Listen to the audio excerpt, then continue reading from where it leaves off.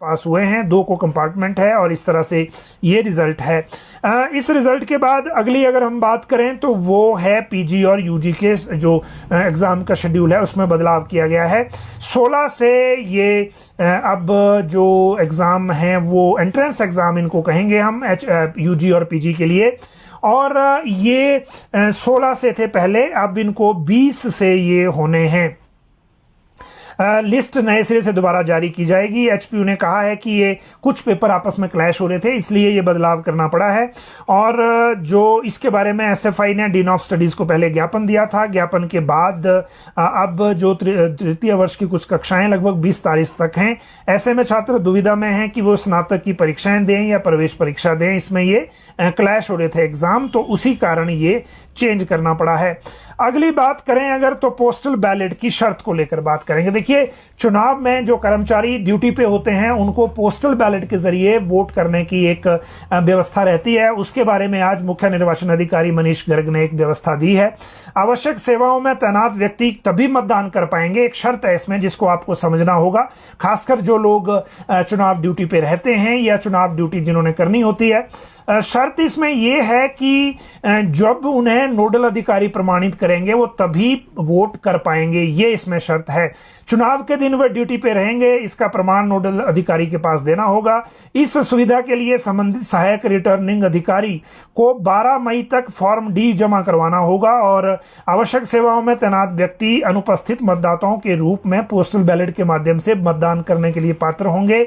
और इसमें doctor, paramedical staff, ambulance सेवाएं, अग्निशमन सेवाएं, लंबे रूटों पर तैनात चालक, परिचालक, दूध प्रसंग वाले, सहकारी समितियों में दूध आपूर्ति वाले कर्मचारी जो फील्ड में ड्यूटी में रहते हैं, लंबे रूट के अलावा मैंने बता दिया आपको मीडिया कर्मी भी हैं, इसमें पंप ऑपरेटर भी हैं, टर्नर भी हैं, इलेक्ट्रीशियन भी हैं, लाइनमैन भी हैं, जेल कर्मचारी भी शामिल हैं जो आवश्यक सेवाओं में तैनात हुए हैं।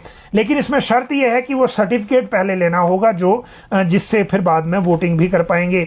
अब बात करते हैं कि विक्रमादित्य सिंह ने आरएसएस को लेकर दोबारा वीडियो में क्या कहा। एक बार पहले वीडियो दिया था कंगना के जो बीफ कंट्रोवर्सी थी उसको लेकर, हालांकि उसका काउंटर मनाली से कंगना रनौत ने दे दिया था कि उन्होंने क्या खाया क्या नहीं खाया उसका प्रमाण पेश किया जाए, और उनके बारे में जो प्रचार किया जा रहा है वो गलत है। कांग्रेस का यह कहना था कि उन्होंने खुद ट्वीट किया था जो भी उन्होंने पहले कहा था, तो उनको पहले अपने ट्वीट देखने चाहिए। आज विक्रमादित्य सिंह ने फिर से ये कहा है कि वो आरएसएस से, राष्ट्रीय स्वयंसेवक संघ से आग्रह करते हैं कि इस मामले को देखें और इसमें उचित कार्रवाई करें, क्योंकि इससे हिमाचल के चुनाव में माहौल बिगाड़ा जा रहा है। और जो पूरी प्रक्रिया है, उन्होंने ये भी कहा कि उनके परिवार का राष्ट्रीय स्वयंसेवक संघ से काफी अच्छा रिश्ता रहा है। यहां पर जब वीरभद्र सिंह ने मुख्यमंत्री रहते हुए धर्मांतरण के खिलाफ कानून बनाया था तो आरएसएस के जो सरसंघ चालक हैं उन्होंने पत्र लिखा था अध्यक्ष का वीरभद्र सिंह को, इस तरह के कई रेफरेंस दिए हैं। लेकिन ये लगातार दूसरी बार कहा है तो डेफिनेटली इसमें कुछ बैकग्राउंड होगा, और उसका असर क्या होता है ये आने वाले दिनों में पता चलेगा। जहां तक बात है अगले सब्जेक्ट की, तो वो है मंडी सीट को लेकर बैठक। देखिए, आज कांग्रेस ऑफिस में मंडी संसदीय सीट को लेकर बैठक हुई, तैयारियों को लेकर बैठक थी ये, और इसमें रणनीति तैयार की गई। अब कल शिमला संसदीय सीट को लेकर बैठक होगी। आज जो बैठक थी उसमें ऑब्जर्वर संजय दत्त भी आए थे, और मंडी संसदीय के विधायक, प्रत्याशी, ब्लॉक अध्यक्ष इनको मौजूद थे। सारे पदाधिकारियों ने प्रचार का प्लान बनाया है, और बैठक के बाद प्रतिभा सिंह ने भी कहा, प्रदेशाध्यक्ष ने, कि लोकसभा चुनाव के लिए कांग्रेस तैयार है। मंडी में भी मुख्यमंत्री के निर्देश पर पार्टी के हर वर्कर काम करेगा, और संगठन के पदाधिकारियों को भी जो मानना होगा, जो भी निर्देश आएंगे ऊपर से। और इसीलिए जो बाकी 2 टिकट रह गए हैं उनमें कांग्रेस मजबूत प्रत्याशियों की तलाश में है, इसलिए थोड़ा देरी हो रही है, और बाकी के अभी टाइम लगेगा। तो ये जो मंडी की रणनीति थी उसको लेकर बात है। हालांकि ये क्योंकि बंद कमरे की बैठकें होती हैं, कुछ और चीजें भी इसमें अभी बाहर आएंगी, लेकिन अभी तक जो अपडेट था वो हमने आपको बताया। अब इसी बैठक के लिए मुख्यमंत्री भी आए थे इस बैठक के लिए, और उन्होंने मीडिया के साथ बातचीत में कहा कि जो 1500 महिलाओं को देना है महिला सम्मान निधि, उसको लेकर चुनाव आयोग ने आधी बात को स्वीकार कर लिया है। चुनाव के दौरान महिलाएं तहसील कल्याण कार्यालय में आवेदन कर सकती हैं, और आदर्श आचार संहिता हटने के बाद महिलाओं को आवेदन स्वीकार करेगी सरकार, और फिर इनको पेंशन दी जाएगी। ये बात कही आज मुख्यमंत्री ने। अब जब मैं ये बात हम कर ही रहे हैं तो जो चुनाव आयोग की तरफ से जो अपडेट आया है उसको भी आपको बता दें। चुनाव आयोग का कहना है कि जो प्रक्रिया पहले से नोटिफिकेशन है इसलिए इसमें आवेदन लेने को लेकर कोई रोक नहीं है, बशर्ते डिपार्टमेंट जो है इसको ऑर्गेनाइज ना करे, मतलब कोई इसको ऑर्गेनाइज ना करे आवेदन लेने को लेकर, और ना ही इसका कोई विज्ञापन जारी किया जाए। लेकिन जिनकी चुनाव आचार संहिता लगने से पहले जिन्होंने फॉर्म भर दिए हैं और उनको अभी तक पेंशन नहीं मिली है, तो उनको अब पेंशन नहीं मिलेगी जब तक चुनाव आचार संहिता है। मतलब लाभार्थियों में कोई भी नया ऐड नहीं होगा, चाहे उसने आवेदन पहले दे रखे हों। कुछ जगह ये बात आ गई थी कि 48,000 जो पिछले आवेदन है उनको भी पेंशन मिल जाएगी। चुनाव आयोग ने कहा है कि ऐसा कुछ नहीं है, ना हमने ऐसी कोई क्लैरिफिकेशन दी है, ना ही कोई नया लाभार्थी इसमें इस अवधि में ऐड हो सकता है। तो चाहे आवेदन पुराना ही क्यों ना हो, अगर उसको एक बार पेंशन नहीं गई है और लाभार्थी नहीं बना है तो अब लाभार्थी नहीं बनेगा जब तक चुनाव आचार संहिता है। ये इसमें क्लैरिटी है पूरी तरह से। जहां तक बात इसके बाद अगली है वो है मुख्यमंत्री के टूर प्रोग्राम को लेकर, और वो अब इसलिए आपको बताना जरूरी है क्योंकि सीएम का ये टूर पहले बन रहा था, अब जाके फाइनल हुआ है। 21 अप्रैल संडे को मुख्यमंत्री जुबड़हट्टी एयरपोर्ट से गगल एयरपोर्ट जाएंगे सुबह 10:30 साढ़े 8 बजे की फ्लाइट से, और धर्मशाला में इनका कार्यक्रम होगा। पूरे दिन का लोकल मीटिंग अटेंड करेंगे, नाइट हाल्ट सर्किट हाउस धर्मशाला में है। अगले दिन 22 अप्रैल को ये सुजानपुर जाएंगे बाया पालमपुर थुरल, और लोकल मीटिंग करेंगे। फंक्शन जो है वो सुजानपुर में होंगे, और सुजानपुर से फिर नाइट हॉल्ट जो है वो नदौन में होगा। और नदौन में 23 को ये नदौन में ब्लॉक कांग्रेस कमेटी की मीटिंग करेंगे नदौन में। उसके बाद का जो प्रोग्राम अलग होगा। 23 के बाद 24 को टेंटेटिव डेट रखी गई है सेंट्रल इलेक्शन कमेटी की दिल्ली में बैठक की। अगर वो बैठक हुई तो फिर ये नदौन से दिल्ली चले जाएंगे सेंट्रल इलेक्शन कमेटी की बैठक के लिए, और वहां जो भी बैठक होगी वो प्रत्याशी चयन को लेकर है, जो अभी 2 संसदीय सीटों को लेकर और 6 विधानसभा की सीटों को लेकर जो सिलेक्शन होना है कैंडिडेट्स का। तो ये अपडेट है सिर्फ सीएम के जो टूरिंग है उसको लेकर। अब बात करते हैं जो ये हैं राज्यसभा चुनाव जो हारे थे जो लॉटरी सिस्टम से अभिषेक मनु सिंघवी, जिन्होंने अभी अपना जो केस एक दायर किया था, और ये जो केस दायर किया था ये किया था हिमाचल हाई कोर्ट में कि ये जो सिलेक्शन हुई है कैंडिडेट की हर्ष महाजन की विजय की नियमों के मुताबिक ये गलत है, क्योंकि ड्रॉ ऑफ लॉट्स में जो सिस्टम अपनाया जाता है इनका ये कहना है कि वो सिस्टम फॉल्टी है, और उसी के लिए इन्होंने यहां केस किया था व्यक्तिगत तौर पर उपस्थित होकर। हिमाचल हाई कोर्ट में सर्वोच्च न्यायालय के जो वकील हैं ये राज्यसभा के जो प्रत्याशी रहे हैं अभिषेक मनु सिंघवी, इन्होंने राज्यसभा वोटिंग की बराबरी के बाद पर्ची सिस्टम से निकाले गए परिणामों को चुनौती देने के लिए आज याचिका सुनवाई के लिए सूचीबद्ध की गई है। न्यायाधीश अजय मोहन गोयल की एकल पीठ में सिंगल बेंच में ये सुनवाई की होगी। याचिका में दिए तथ्य पहले से आपको पता ही है, और जो सूचीबद्ध की गई है जब लगेगी उसमें जो चीजें आएंगी उसके बाद इसकी आगे अपडेट है। लेकिन इसमें चैलेंज ये किया गया है कि 34-34 वोट बराबर होने के बाद जो पर्ची उठाई गई वो जो पर्ची है वो घोषित होना चाहिए था विजयी प्रत्याशी, लेकिन जो पर्ची उठाई गई उसको हारा हुआ बताया गया, जो बॉक्स में रह गई उसको जीता हुआ बताया गया। इसके लिए ये कोर्ट गए हैं, जब होगी सुनवाई तो उसके बाद हम आगे बात करेंगे। जहां तक बात है अब इसके बाद अगले मामलों की, तो वो है अब शास्त्री केस। सबसे पहले शास्त्री केस को ले लेते हैं। वैसे मैं बैच वाइज की बात भी इसके साथ ही आगे करूंगा क्योंकि ये चीजें आगे आ ही रही हैं, तो शुरुआत बैच वाइज से पहले कर लें। बैच वाइज भर्ती को लेकर राज्य सरकार ने टीजीटी की नियुक्तियों को लेकर मामला चुनाव आयोग को भेजा था, लेकिन ये मामला वहां से क्लियर होकर नहीं आएगा, लगभग ऐसा ही अब लग रहा है। सबसे बड़ी वजह इसमें है सिर्फ बैच वाइज नियुक्ति। आयोग का यह कहना है कि जो पहले से प्रेसिडेंस रहा है उस प्रेसिडेंस के मुताबिक अगर पब्लिक सर्विस कमीशन के जरिए ये भर्ती होती तो फिर इस प्रक्रिया को हमने रोकना नहीं था, लेकिन ये जो भर्ती है ये मेयर एक सिलेक्शन है एज के हिसाब से या एक डिग्री के हिसाब से। तो इसीलिए ये जो छूट एमसीसी में दी जाती है पब्लिक सर्विस कमीशन को, उस छूट को एंजॉय नहीं करते, इसीलिए बैच वाइज भर्ती को लेकर अभी फैसला पॉसिबल नहीं है। तो ये जो इंतजार कर रहे हैं टीजीटी नियुक्तियों का, वो अब इंतजार करना लगभग एक तरह से छोड़ ही दें, क्योंकि इसमें परमिशन मिलने की संभावना नहीं है जब तक चुनाव आचार संहिता है।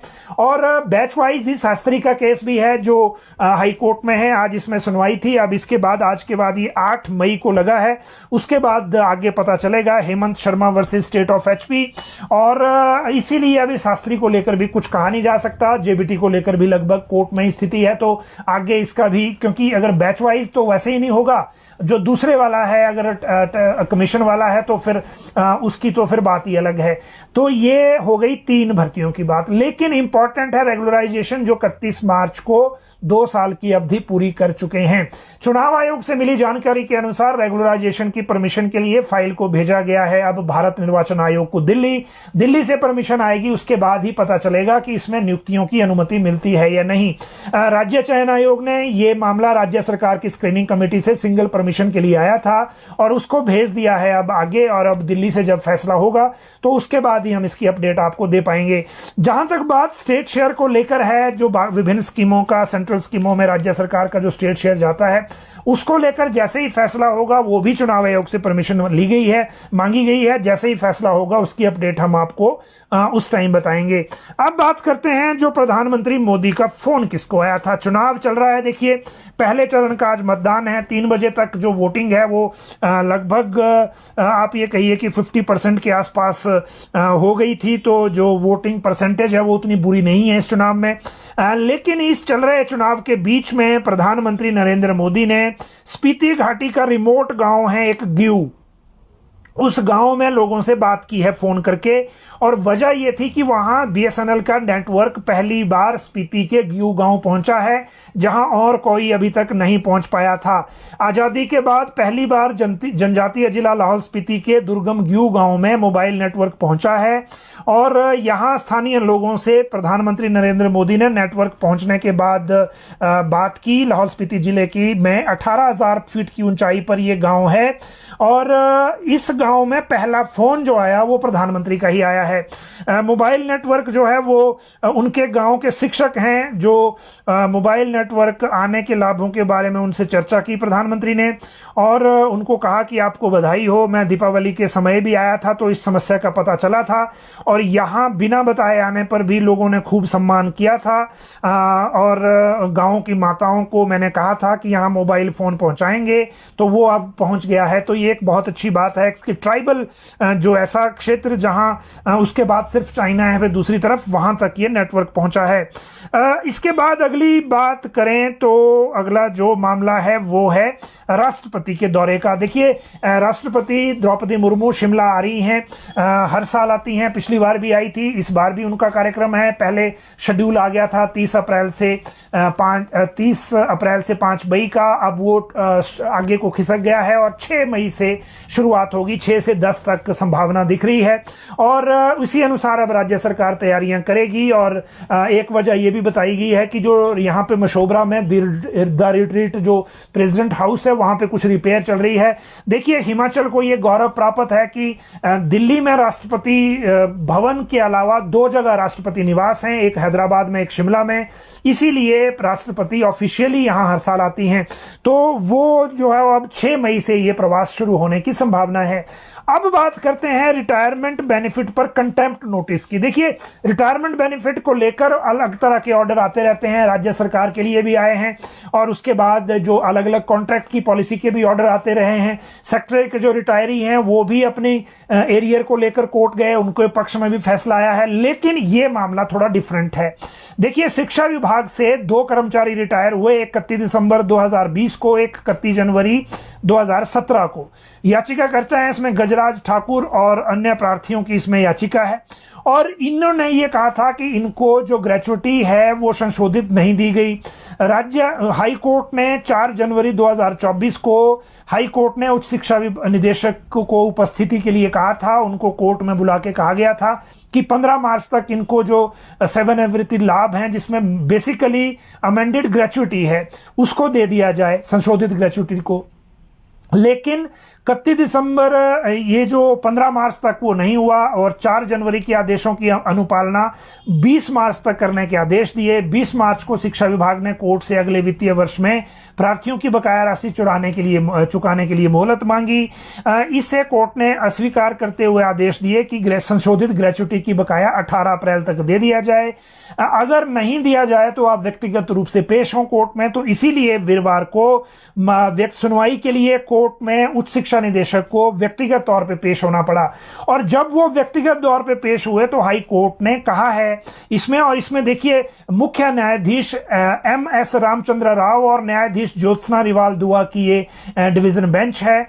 इन्होंने ये कहा कि ये मामला अब अदालत के आदेशों की अवहेलना का है और क्यों ना आपके खिलाफ बकाया राशि जारी ना करने पर उच्च शिक्षा निदेशक को कारण बताओ नोटिस जारी कर दिया है और अब इनके खिलाफ अवमानना की प्रोसीडिंग शुरू करेंगे। 22 अप्रैल को सुनवाई निर्धारित की गई है। इससे पहले जो केसेस हैं, आपने पीटीए का केस देखा था। पीटीए के बाद एक और केस आया था जो वेटनरी डॉक्टरों का था, जिसमें सुप्रीम कोर्ट से जीतने के बाद उनके बेनिफिट नहीं गए थे। उसमें फाइनेंस सेक्रेटरी और जो वेटनरी के सेक्रेटरी हैं उनको बुला लिया गया था कोर्ट में और उन्होंने फिर एकदम हाँ कर दी थी कि हम 3 दिन के